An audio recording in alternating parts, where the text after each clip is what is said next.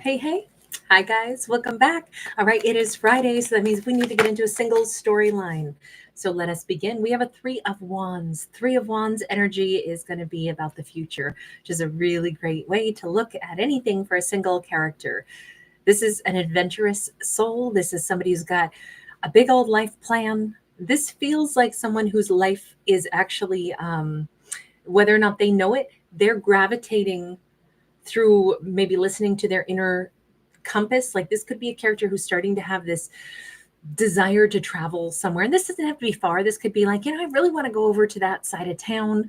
I just feel like, wander in one of my favorite corners of the town that I live in, or I'd like to go hiking in that one area. Or this could be a bigger trip. This could be, I want to drive 35 minutes to the ocean or 2 hours to the ocean, or this could be international. That looks like the sea around Malta. That looks also very much kind of like the Ionian Sea around Sicily, to me anyway.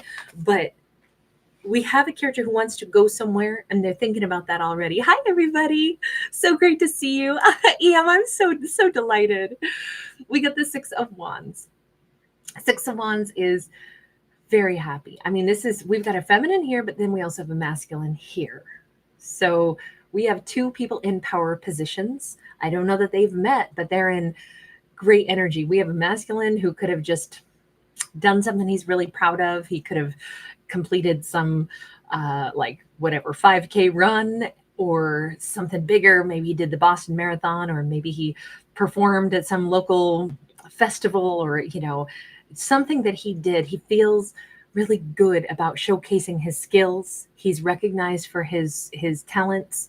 He's in a great space, just like this feminine seems to be. Now, it doesn't matter what genders we're talking about, but I would say that this is two different people, both of whom are single. We've got the Knight of Cups in the reverse, and neither one's looking for love. He's just riding high on that vibe of, God, I had such a good time. I feel like I'm making progress in my life. I feel like I'm recognized for, a job well done, talent that I've worked to, develop. I feel proud of myself. And our feminine over here is like, oh, I'm going to go on this adventure. I'm just looking at the landscape of my life and I can't wait to make some of my, goals and dreams. Maybe she wants to go and watch seagulls in a certain habitat. She's like, I'm going to go do this. These two are living their happiest lives. That is the best time for characters to meet and fall in love, or potentially find love, is when they're not looking. They don't need it. They're good. This is one of the happiest, healthiest couple of people I've seen in a long time. And so wouldn't you know it, this is when Cupid's getting involved. It's almost like I'm looking at this man as if he's one of Cupid's arrows. The Eight of Wands is travel, it's communication. These two are on, I'm going to say, collision course in a good way, to meet each other. Now, it could be that we have a matchmaker involved. This could be a third individual who's like, oh, when my grandson comes to visit, I am going to so introduce him to the sweet gal who lives next door. I can just tell they are going to be great together. My grandson, I'm not going to tell him why. When he comes to visit, I'm going to go ahead and I'm going to make sure that he gets a chance to go see the seagulls out of this coastline that I know my sweet little next door neighbor gal wanted to go see.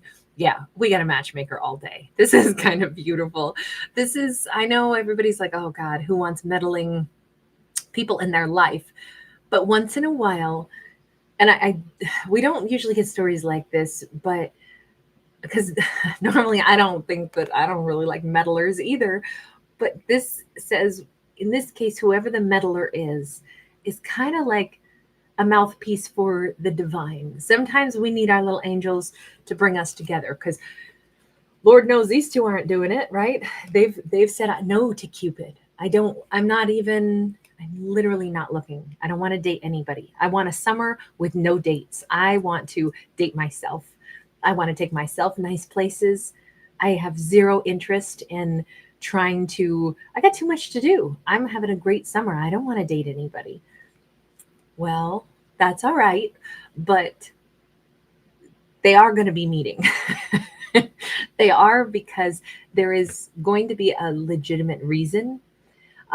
With this Three of Pentacles, both of them will probably be meeting a multitude of individuals, but I do feel like we have a matchmaker that is quite convinced that these two just need to be put in the same general space. And because they have like minds, they could start collaborating and inspiring each other and working together as a team on something. Not because they're identifying that, hey, I think I'm attracted to you. I feel like whoever the matchmaker is says, the reason I want these two to meet is because I think that they could do great things together as friends, if nothing else. But I'm wondering, is this going to be the way these characters meet? Yeah. 3 of Cups, and emotions will grow. So 3 of Pentacles, 3 of Cups. We always have this third party in the middle of them, right?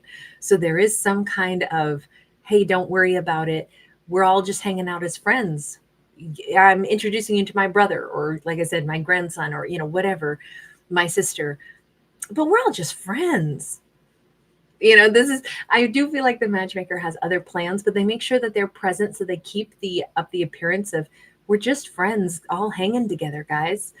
Just growing into a nice friendship, just hanging, sipping wine. This feels hilarious to me because I feel like this is going to be, I'll use the word insidious, even though insidious usually means something evil and bad. But this is like an insidiously growing, like a vine of love that is wrapping around one another's hearts. And the matchmaker is kind of, whoa, ha, ha, ha. They're the ones kind of making sure that there's a reason for these two to keep interacting again and again. And all I would say is it is not intended to be a negative thing. This all feels very warm, very comfortable, very loving, very companionship oriented. But it definitely feels like maybe they're going to start working on a project together. Maybe this is a boss or something who's, old enough and wise enough to be like, these two kids should start working together. Even if they're full-grown adults, that whoever the matchmaker is may see them as kids that they need to help get together. Not put pressure on them, not sneakily tell them that I'm trying to get you guys to date, but it definitely feels like there is an undercurrent here. I already know we're all going to get along so well if you just keep coming around. Somebody could have construction being done at their house. She could be traveling for the job. She could be, let's say this is somebody hiring this feminine to do interior design or something.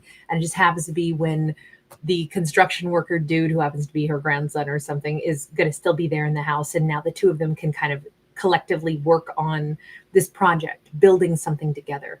It definitely feels like two people with different skills, different visions are going to be put together to build something together long before there's romance. The romance doesn't come until about probably September or October, right? We've got the harvest here. They'll have months to coordinate, email back and forth, physically work together. 2 single people are going to be working on a project, and they do not expect love to blossom. That is the last thing on their mind. I feel like they're going to be a great intellectual match. I feel like they're going to be a wonderful match. Heck, they may start jogging together. They may start like just as incredible friends, spending a lot more time on the project and out of the project together. Maybe they both like jogging. They wind up jogging the same route. Oftentimes, birds of a feather flock together.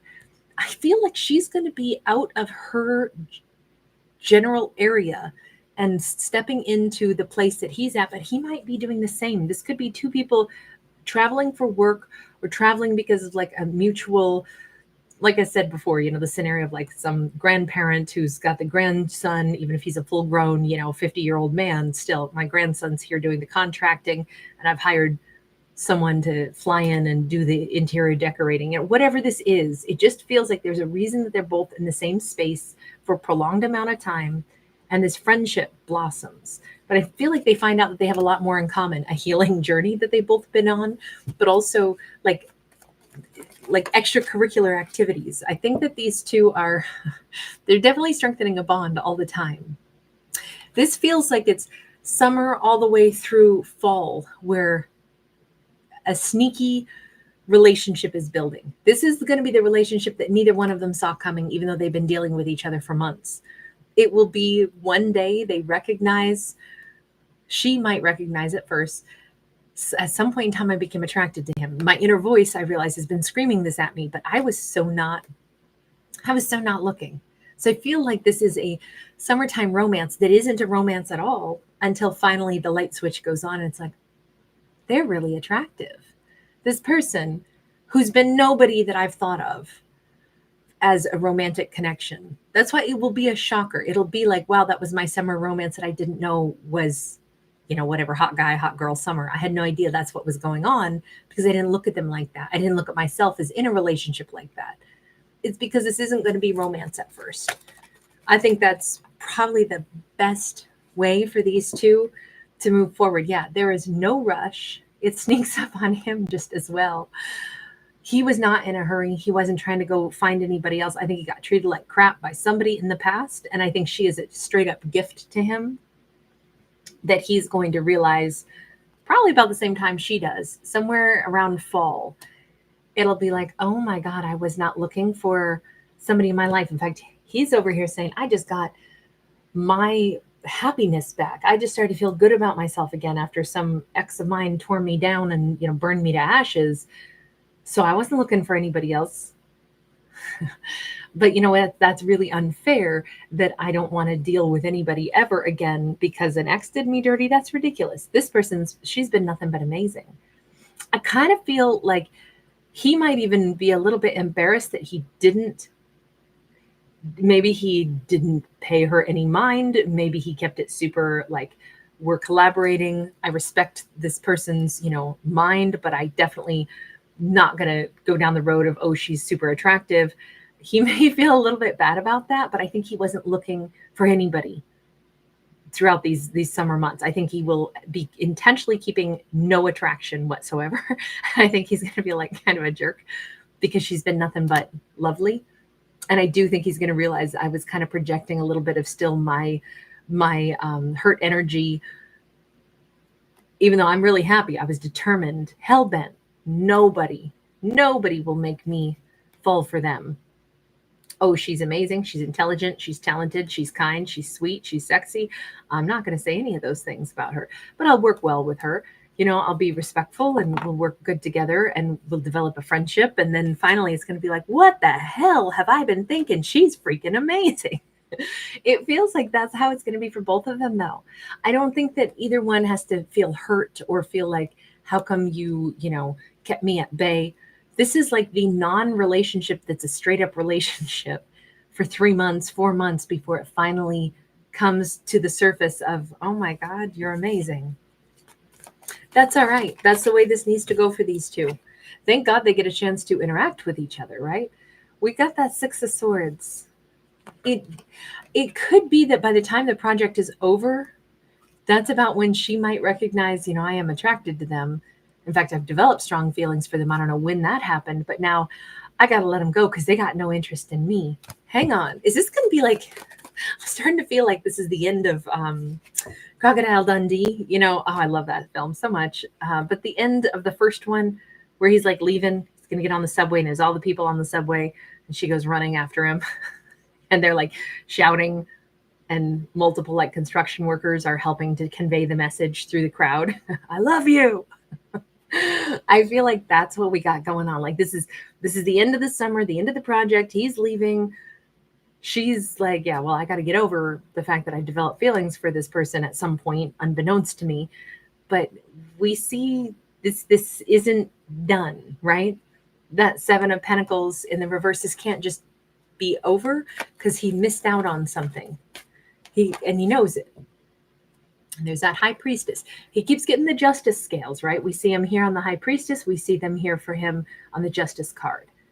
By the way, he could be a Libra, doesn't have to be. Could be a Virgo, could be a Cancer or a Pisces as well.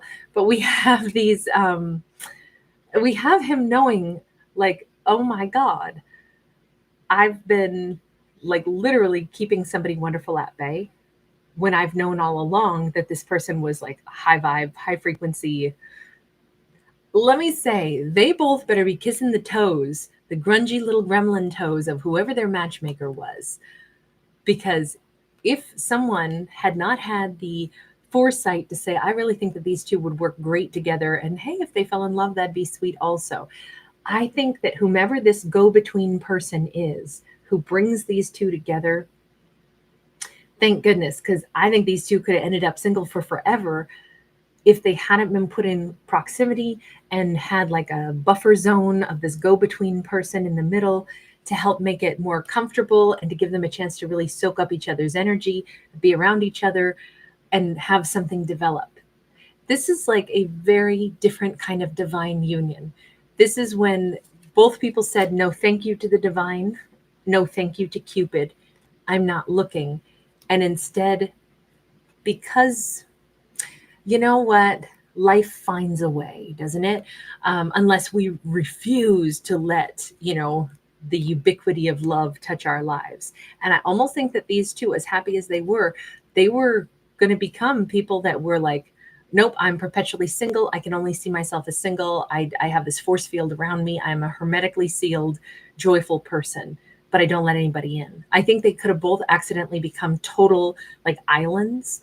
And thankfully, we have some benevolent third party, this matchmaker who brings these two into each other's worlds. And after time, they get a chance to recognize that there's love standing right there in front of them. You know, I'm really pleased to see, even though this is like a long, slowly unfolding relationship, but that's how it had to be for these two. I think that this turns out absolutely lovely, but they won't know it now.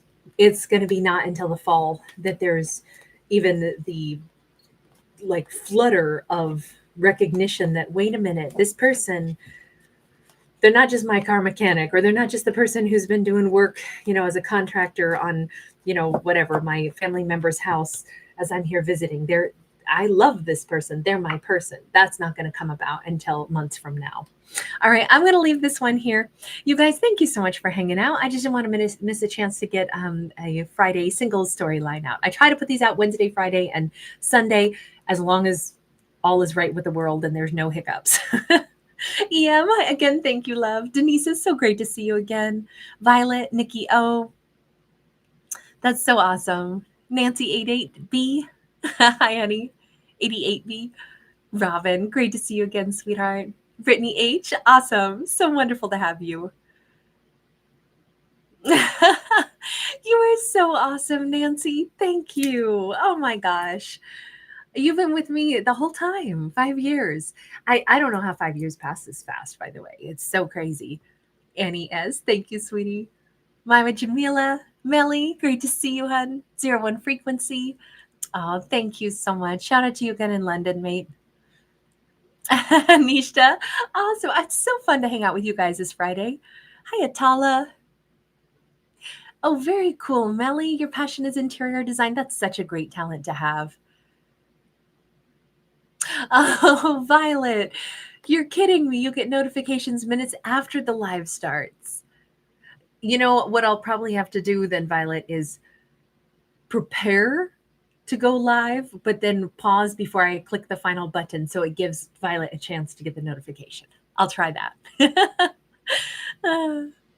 Rachel's magic, right? Hi, Selena Grace. Hey, hey. Oh, thank you, Sabrina. I know the kids are so cute. They're so fun. Don Divine, awesome to catch you again, Superman. Nick, thank you. That's so awesome. Nikki, oh, you've also been with me for 5 years. Oh my God, you guys, thank you. That is so cool. Nick, thank you. I'm so honored you guys hang out with me. All right, you guys, Apple Holo. Hey, sweetheart. All right, I will see you guys again. Let's see, it's 1 o'clock. I have to leave here at 1:30, and then I'll be back again tonight. So we'll probably go ahead and I'm going to jump in and do. I really would like to get caught up on the couple of zodiacs that are still behind. So we'll probably do Scorpio, and if I still squeeze in Gemini before I have to take off, also I will. All right, bye for right now. And then tonight we will get to Virgo, Leo, Capricorn. If I can squeeze in a Pisces, I will. All right, bye, guys.